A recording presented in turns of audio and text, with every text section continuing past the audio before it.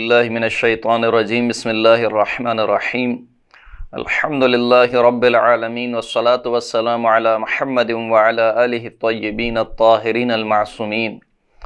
واللعنۃ الدائمۃ علی اعدائہم اجمعین اما بعد فقد قال اللہ سبحانہ وتعالی فی کتابہ المجید بسم اللہ الرحمن الرحیم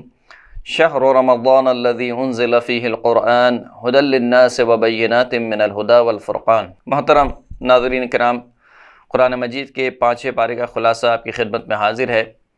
قرآن مجید کا 5واں پارہ سورہ مبارکہ نساء کی آیت نمبر 24 سے لے کر آیت نمبر 147 تک، یہ تمام آیتیں 5ویں پارے میں شامل ہیں۔ 5ویں پارے کی جو ابتدائی آیت ہے وہ تسلسل ہے 4تھے پارے کی آخری آیت کا، یعنی سورہ مبارکہ نساء کی جو 23ویں آیت ہے جس میں خداوند کریم نے ان عورتوں کا تذکرہ کیا کہ جو نکاح کے حوالے سے ایک مرد پر حرام ہے، اسی تسلسل میں خداوند کریم نے 24ویں آیت میں مزید ان عورتوں کا تذکرہ کیا کہ جو نکاح کے حوالے سے ایک مرد پر حرام ہے، اور کہا کہ دیکھو جو شوہردار عورتیں ہیں وہ تم پر حرام ہیں، ان سے نکاح نہ کرو۔ پھر اس کے بعد اسی آیت میں خداوند کریم نے ان عورتوں کا تذکرہ کیا کہ جو ان کے علاوہ ہیں، یعنی جن عورتوں کا تذکرہ 23ویں آیت میں اور 24ویں آیت کی ابتدا میں ہو گیا، ان کے علاوہ جو عورتیں ہیں وہ تمہارے لیے حلال ہیں۔ اور اسی آیت میں خداوند کریم نے نکاح کی حکمت کو بیان کیا۔ خداوند کریم ارشاد فرماتا ہے کہ وَأُحِلَّ لَكُم مَّا وَرَاءَ ذَلِكُمْ أَن تَبْتَغُوا بِأَمْوَالِكُمْ مُحْصِنِينَ غَيْرَ مُسَافِحِينَ۔ ان کے علاوہ جو عورتیں ہیں وہ تمہارے لیے حلال ہیں، پس تم اپنے اموال کے ذریعے سے جس کے ساتھ چاہو نکاح کر سکتے ہو ان عورتوں کے علاوہ۔ اور یہ نکاح کیوں رکھا گیا؟ محسنین، تاکہ تم پاک دامن رہو، غیر مصافحین، اور زنا سے بچے رہو۔ یعنی اسلام نے جو یہ نکاح رکھا ہے یا ازدواج رکھا ہے، یہ اس وجہ سے کہ انسان کی ایک جنسی خواہش کو پورا کیا جائے اور وہ جنسی اعتبار سے کسی قسم کے گناہ میں مبتلا نہ ہو۔ پھر اسی آیت میں خداوند کریم نے عقد غیر دائمی، جس کو متعہ کہا جاتا ہے، اس کا بھی تذکرہ کیا۔ فرمایا کہ فَمَسْتَمْتَعْتُمْ بِهِ مِنْهُنَّ فَآتُوهُنَّ أُجُورَهُنَّ فَرِيضَةً۔ جن عورتوں سے تم متعہ کرو، ان کا جو حق مہر تم نے طے کیا ہے وہ حق مہر ان کو ادا کرنا واجب ہے تمہارے اوپر، اور جو حق مہر تم نے طے کیا ہے اس کے بعد اگر کچھ اور دینا چاہو تو اس میں بھی کوئی حرج نہیں ہے۔ پھر اس کے بعد خداوند کریم نے اگلی آیت میں کنیزوں سے شادی کا حکم بیان کیا، اور اگر کوئی کنیز زنا کرے تو اس کی سزا کا حکم بیان کیا۔ اس کے بعد خداوند کریم نے نکاح کی حکمت کی طرف اشارہ کیا اور ارشاد ہوا کہ واللہ یرید ان یتوب علیکم ویرید الذین یتبعون الشہوات ان تمیلوا میلا عظیما، کہ خداوند کریم نے جو یہ نکاح کا حکم رکھا ہے، اس سے خداوند کریم یہ چاہتا ہے کہ تمہیں گناہوں سے پاک رکھے، لیکن وہ لوگ جو شہوات کی اتباع کرتے ہیں وہ چاہتے ہیں کہ تمہیں شہوات کی طرف دھکیل دیں اور تمہارا عظیم ترین رجحان شہوات کی طرف، جنسی شہوات کی طرف ہو جائے۔ اس کے بعد کی آیت میں خداوند کریم نے معاملات کا تذکرہ کیا کہ دیکھو جو مال تم کما رہے ہو یا جس طریقے سے مال تمہارے پاس آ رہا ہے، خیال رہے کہ یہ حلال طریقے سے تمہارے پاس آئے۔ ارشاد ہوا کہ یا ایھا الذین آمنوا لا تأکلوا اموالکم بینکم بالباطل الا ان تکون تجارۃ عن تراض منکم، کہ اے ایمان والو اپنے اموال کو باطل ذریعے سے مت کھاؤ، یعنی ایسی تجارت یا ایسا معاملہ جو شرعاً حرام ہے، حرام طریقے سے نہ کماؤ اور حرام طریقے سے مال مت کھاؤ۔ الا ان تکون تجارۃ عن تراض، مگر یہ کہ یہ مال تمہارے پاس ایسی تجارت کے ذریعے سے آیا ہو کہ جس پر تم راضی ہو، طرفین جس کے اوپر راضی ہوں۔ اس کے بعد کی آیت میں خداوند کریم نے اپنے بندوں کو ایک نوید سنائی ہے کہ اگر تم چھوٹے موٹے گناہوں سے بچو گے تو خداوند کریم تمہارے گناہ کبیرہ کو بخش دے گا۔ اور پھر اس کے بعد کی آیت میں خداوند کریم نے ایک اجتماعی نظام کی طرف اشارہ کیا ہے کہ دیکھو یہ جو مرد اور عورت کا نظام ہے کہ جس میں ہم نے مرد کو سرپرستی دی ہے گھر کی، اس کا یہ مطلب نہیں ہے کہ آخرت میں بھی مثال کے طور پر مرد اپنی حیت کے اعتبار سے یا اپنی جسمانی حیت کے اعتبار سے عورت پر فضیلت رکھتا ہے، ہرگز ایسا نہیں ہے۔ ہم نے فقط و فقط اگر مرد کو قوام بنایا ہے، سرپرست بنایا ہے، تو اس اعتبار سے کہ مرد کی خلقت مختلف ہے عورت کی خلقت سے، لہٰذا مرد کے فرائض جدا ہیں عورت کے فرائض سے۔ عورت کے ذمے، مرد کے ذمے لگایا کہ وہ اپنا اور اپنے اہل و عیال کا نفقہ جمع کرے، کمائے اور عورت کے اوپر واجب نہیں کیا کہ وہ مثال کے طور پر اپنے شوہر کو کما کر کھلائے اور لا کر دے، لیکن دوسری جانب سے جو گھر کی ذمہ داری ہے وہ ایک طریقے سے عورت کے اوپر رکھی، اولاد کی تربیت کی ذمہ داری، اگرچہ کہ دونوں کی ذمہ داری ہے، ماں باپ دونوں کی ذمہ داری ہے، لیکن اس میں زیادہ تر حصہ عورت کے حصے میں آتا ہے، کیونکہ عورت زیادہ تر گھر پہ ہوتی ہے اور عورت کے پاس ہی زیادہ تر اولاد ہوتی ہے۔ لہٰذا خداوند کریم نے اس بات کی طرف اشارہ کرتے ہوئے ارشاد فرمایا کہ الرجال قوامون علی النساء بما فضل اللہ بعضهم علی بعض وبما انفقوا من اموالہم، کہ دیکھو یہ جو مرد ہیں یہ عورتوں پر قوام ہیں، یعنی عورتوں کے سرپرست ہیں۔ کس اعتبار سے؟ بما فضل اللہ بعضهم علی بعض، کہ اس سبب سے کہ جس کی وجہ سے خداوند کریم نے بعض کو بعض پر فضیلت دی ہے، یعنی یہ فضیلت اخروی فضیلت نہیں ہے، مانوی فضیلت کی بات نہیں ہو رہی ہے، یعنی جسمانی اعتبار سے عورت کی حیت مرد کی حیت سے تھوڑی سی جدا ہے۔ لہذا کیونکہ مرد کو اگر خداوند کریم نے طاقتور بنایا ہے تو اس کے ذمے کچھ ذمہ داریاں رکھی ہیں کہ وہ جائے نفقہ کمائے اپنے اہل و عیال کے لیے۔ اور اسی آیت میں خداوند کریم نے اچھی زوجہ کی خصوصیات کو بیان کیا، فرمایا کہ اچھی زوجہ کون سی ہوتی ہیں؟ فالصالحات قانتات حافظات للغیب بما حفظ اللہ، کہ صالح بیوی وہ ہوتی ہے کہ جو اپنے شوہر کی اطاعت گزار ہو، اپنے شوہر کے حکم کی تعمیل کرے،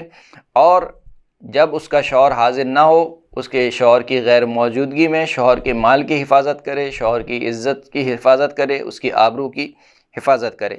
اور اسی آیت میں پھر خداوند کریم نے ذکر فرما دیا کہ اگر کوئی بیوی جنسی اعتبار سے اپنے شوہر کی مخالفت کرتی ہے تو اس کی کیا سزا ہے اور اس کا حل کیا ہے۔ پھر اس کے بعد خداوند کریم نے اس کی اگلی آیت میں یہ سمجھا دیا کہ دیکھو میاں بیوی کا رشتہ بہت عظیم رشتہ ہے، اور اسلام قطعاً یہ نہیں چاہتا کہ میاں بیوی کے رشتے میں طلاق ہو اور جدائی ہو۔ اسی لیے شاید ایک روایت میں آیا کہ ابغض الحلال عند اللہ الطلاق، کہ حلال کاموں میں سے جو سب سے مقبوض ترین چیز ہے خدا کے نزدیک، جس سے خداوند کریم ناراض ہوتا ہے، حلال کاموں میں سے وہ ایک طلاق ہے۔ لہذا اسلام نے آخری حد تک کی کوشش کی ہے کہ مرد اور عورت کے درمیان باہمی ہم آہنگی رہے، توافق رہے، اور ان پر طلاق کی نوبت نہ آنے پائے۔ اسی لیے خداوند کریم نے ارشاد فرمایا کہ وَإِنْ خِفْتُمْ شِقَاقَ بَيْنِهِمَا فَابْعَثُوا حَكَمًا مِّنْ أَهْلِهِ وَحَكَمًا مِّنْ أَهْلِهَا إِنْ يُرِيدَ إِصْلَاحًا يُوَفِّقَ اللَّهُ بَيْنَهُمَا، کہ اگر تمہیں مرد اور عورت کے درمیان جدائی کا خوف ہو تو بس مرد کے گھرانے میں سے بھی ایک حکم کو، یعنی ایک ایسے شخص کو جو کہ فیصلہ کرنے والا ہو، بزرگ ہو، مرد کے گھرانے میں سے بھی اور عورت کے گھرانے میں سے بھی، عورت کے خاندان میں سے بھی دو بزرگوں کو منتخب کرو کہ یہ دونوں آپس میں بیٹھیں اور ان کے جو باہمی معاملات ہیں، جو مشکلات ہیں، ان کا حل تلاش کریں، اور چاہیں کہ کسی بھی طریقے سے یہ میاں بیوی آپس میں شادی کے بندھن میں بندھے رہیں۔ اس کے بعد کی آیت میں خداوند کریم نے مومنین کو کچھ نصیحت کی کہ وہ اللہ کی عبادت کریں، اس کے ساتھ کسی کو شریک قرار نہ دیں، اپنے والدین کے ساتھ احسان کریں، نیکی کریں، اپنے رشتہ داروں کے ساتھ، یتیموں کے ساتھ، مسکینوں کے ساتھ، پڑوسیوں کے ساتھ نیکی کریں اور اچھا برتاؤ رکھیں۔ پھر اس کے بعد خداوند کریم نے ان لوگوں کی صفت بیان کی کہ جو کہ تکبر کرتے ہیں اور اطراء کے چلتے ہیں، کہا ان کی ایک صفت یہ ہے کہ وہ بخیل ہوتے ہیں، اور اس طریقے سے بخل کرتے ہیں کہ جو کچھ اللہ نے ان کو عطا کیا ہوتا ہے اپنے فضل سے وہ اس کو چھپاتے ہیں، اور اگر کبھی رائے خدا میں دے بھی دیں کسی کو تو وہ بھی لوگوں کو دکھانے کے لیے اور ریاکاری کے لیے۔ اس کے بعد کی آیت میں خداوند کریم نے عدل الہی کو بیان کیا، فرمایا کہ ان اللہ لا یظلم مثقال ذرۃ وان تک حسنۃ یضاعفها ویؤت من لدنہ اجرا عظیما، کہ بے تحقیق خداوند کریم کسی پر ذرہ برابر بھی ظلم نہیں کرتا، رائی کے دانے کے برابر بھی ظلم نہیں کرتا۔ اگر کوئی اچھائی ہوتی ہے تو خداوند کریم اس کو بڑھا دیتا ہے، اور خداوند کریم اپنی جانب سے اجر عظیم عطا کرنے والا ہے۔ پھر روز محشر کا تذکرہ ہوا کہ اے حبیب اس دن کو یاد کرو کہ جب ہم ہر امت میں سے ایک گواہ کو بلائیں گے اور آپ کو ان گواہوں پر گواہ کے طور پر بلائیں گے، اور اس دن جو کافر ہوں گے اور جن لوگوں نے رسول خدا کی معصیت کی ہوگی وہ چاہیں گے کہ اپنے گناہ کے عوض میں پوری زمین کو بھی اگر فدیہ کر دیں تو اس پوری روئے زمین کو بھی ان کے فدیے میں قبول نہیں کیا جائے گا۔ پھر اس کے بعد خداوند کریم نے نماز کے فقہی احکام بیان کی کہ دیکھو نشے کی حالت میں نماز کے قریب مت جاؤ، اور پھر اسی آیت میں خداوند کریم نے غسل جنابت کا تذکرہ کیا، اور اسی آیت کے اختتام میں خداوند کریم نے تیمم کا تذکرہ کیا کہ دیکھو اگر تمہیں کوئی پانی نہ ملے تو پھر پاک مٹی پر تیمم کرو۔ اس کے بعد خداوند کریم نے اہل کتاب کا تذکرہ کیا کہ دیکھو یہ وہ افراد ہیں کہ جو گمراہی کو خرید لیتے ہیں اور چاہتے ہیں کہ خود بھی گمراہ ہو جائیں اور دوسروں کو بھی گمراہ کریں، اور پھر بعد کی آیت میں خداوند کریم نے یہودیوں کا تذکرہ کیا کہ یہ جو یہود ہیں یہ کتاب خدا میں تحریف کرتے ہیں اور کلموں میں، کتاب خدا کے کلمات میں ہیرا پھیری کرتے ہیں، اور یہ کہتے ہیں کہ ہم نے سنا ہے اور پھر معصیت بھی کی ہے۔ اور پھر خداوند کریم کہتا ہے کہ اگر یہ کہتے ہیں کہ ہم نے سنا اور اطاعت کی لیکن ہمیں تھوڑی سی مہلت دو تاکہ ہم سمجھ لیں کہ تمہارا دین صحیح ہے یا غلط ہے، تو خداوند کریم فرماتا ہے کہ یہ ان کے لیے بہت بہتر ہوتا۔ اس کے بعد کی آیت میں خداوند کریم نے یہ ذکر کیا کہ خداوند کریم شرک کو برداشت نہیں کر سکتا۔ فرمایا کہ ان اللہ لا یغفر ان یشرک بہ ویغفر ما دون ذلک لمن یشاء ومن یشرک باللہ فقد افتری اثما عظیما۔ بے تحقیق خداوند کریم معاف نہیں کرے گا کہ اس کے ساتھ کسی کو شریک قرار دیا جائے، اور اس کے علاوہ خداوند کریم معاف کر سکتا ہے، یعنی شرک کو خداوند کریم معاف نہیں کرے گا۔ شرک کے علاوہ اگر کوئی گناہ ہے، چاہے کتنا ہی بڑا گناہ کیوں نہ ہو، وہ خداوند کریم معاف کر سکتا ہے، اور جو شخص بھی خدا کا شریک قرار دیتا ہے تو وہ خدا کے اوپر بہت ہی بڑا جھوٹ باندھتا ہے، افترا باندھتا ہے۔ اس کے بعد کی آیت میں آیت نمبر 50 سے لے کر آیت نمبر 55 تک خداوند کریم نے اہل کتاب کا حوالہ دیتے ہوئے ملک عظیم کا تذکرہ کیا، اور فرمایا کہ یہ جو ملک عظیم ہے اس سے مراد یہ دنیاوی سلطنت نہیں ہے، دنیاوی بادشاہت نہیں ہے، بلکہ یہاں پر ملک عظیم سے مراد کیا ہے کہ اللہ کی جانب سے کسی کی اطاعت کا فرض کیا جانا، یعنی جس طریقے سے خداوند کریم نے رسول کی اطاعت فرض کی ہے کہ یہ جو اطاعت ہم نے فرض کی ہے رسول کی، یہ ملک عظیم ہے، اور کہا کہ اگر ہم اہل کتاب کو مثال کے طور پر یہ ملک عظیم دیتے تو یہ ذرہ برابر بھی ان لوگوں کو کہ جو اس کے اہل ہیں ان کو ان میں سے کچھ حصہ بھی نہ دیتے۔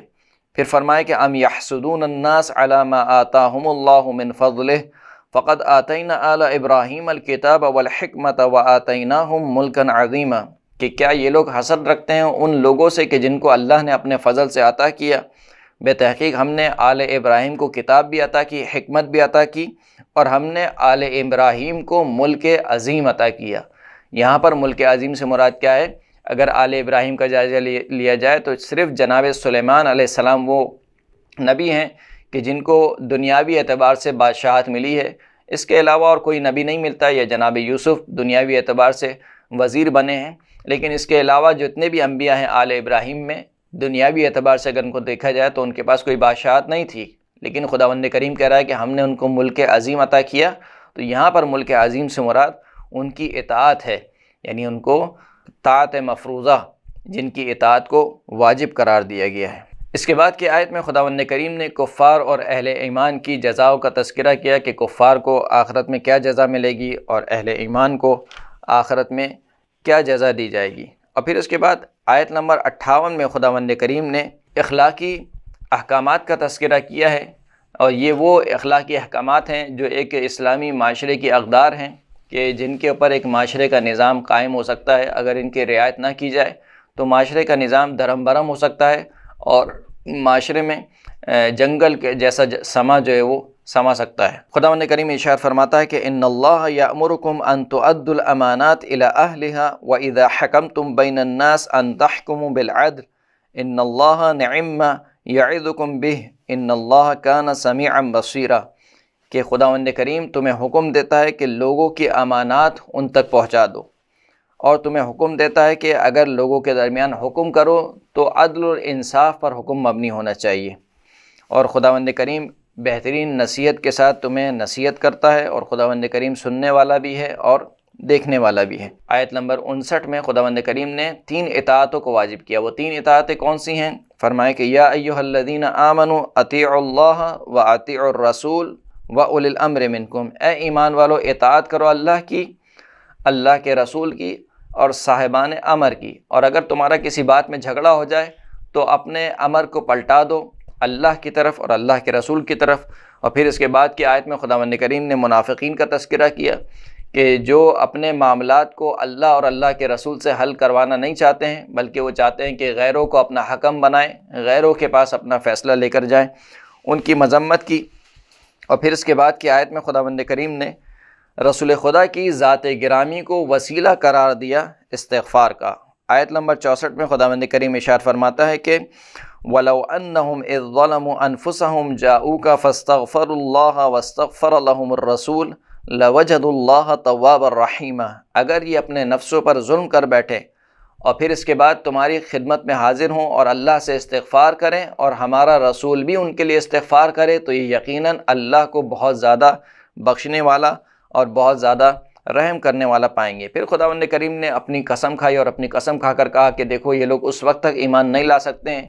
جب تک ہمارے رسول کو ہر فیصلے میں اپنا حاکم نہ بنا لے، یعنی حاکمیت روئے زمین پر یہ اللہ کی ہے اور اللہ کے بعد ان افراد کی ہے کہ جو اللہ کی جانب سے حجت خدا ہیں۔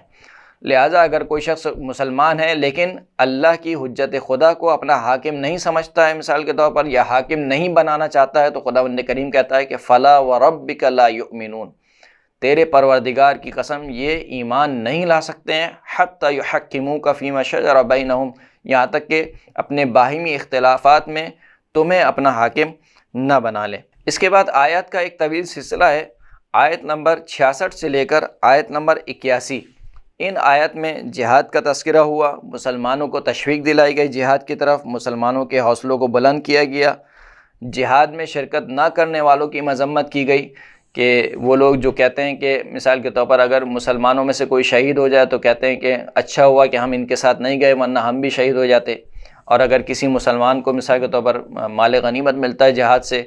تو کہتے ہیں کہ کاش ہم بھی تمہارے ساتھ ہوتے۔ تو ان افراد کی خداوند کریم نے مذمت کی ہے کہ گھر بیٹھے ہوئے مثال کے طور پر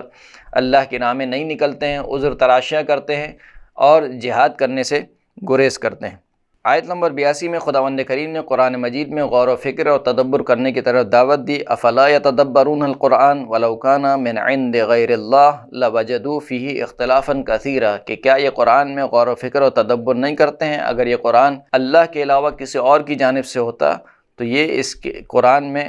بہت زیادہ اختلاف پاتے۔ اس کے بعد دوبارہ خداوند کریم نے جہاد کا تذکرہ کیا، رسول خدا کو حکم دیا کہ وہ مسلمانوں کو جہاد کی تشویق دلائیں۔ اس کے بعد کی آیت میں خداوند کریم نے قتل غیر عمدی، یعنی اگر کوئی شخص کسی مومن کو